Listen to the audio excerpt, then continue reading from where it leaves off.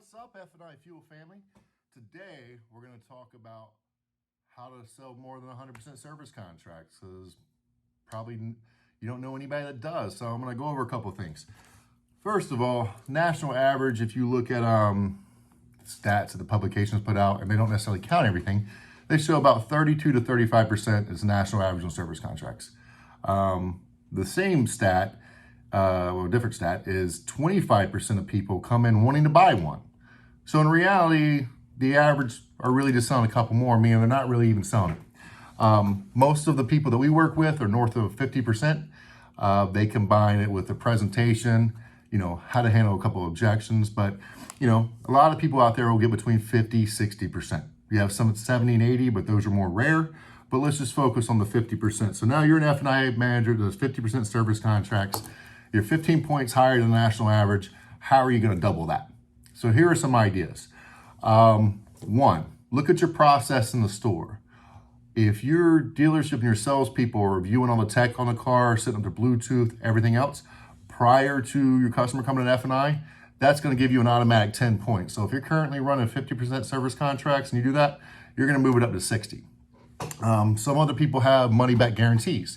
Now you got to be careful with those because you got to go through all the hoops and ladders, dot the I's and cross the T's, but a money back guarantee may give you another 5 points. So now you're up to 65%. Here's where you have to start looking outside the box. Where do other opportunities exist? So here's an example. How many cars is the average person on?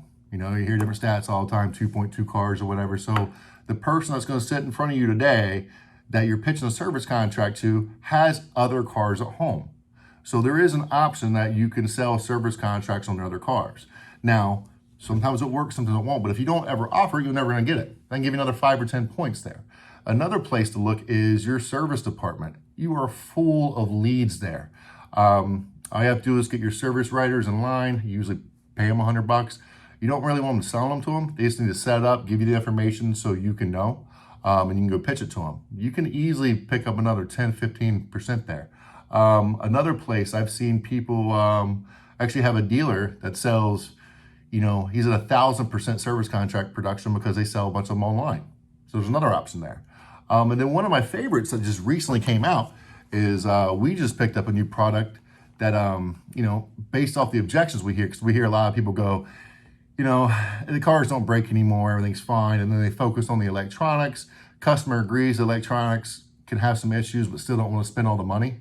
Still don't buy them. We just picked up a electronics only service contract, which covers a blind spot monitoring. I'm reading it right now. Rear entertainment system, heads up display, Bluetooth, collision avoidance controls, navigation, factory installed vehicle hotspot, self-parking systems, home link, adaptive lighting, cruise control, and tons more that I'm not even gonna read right now.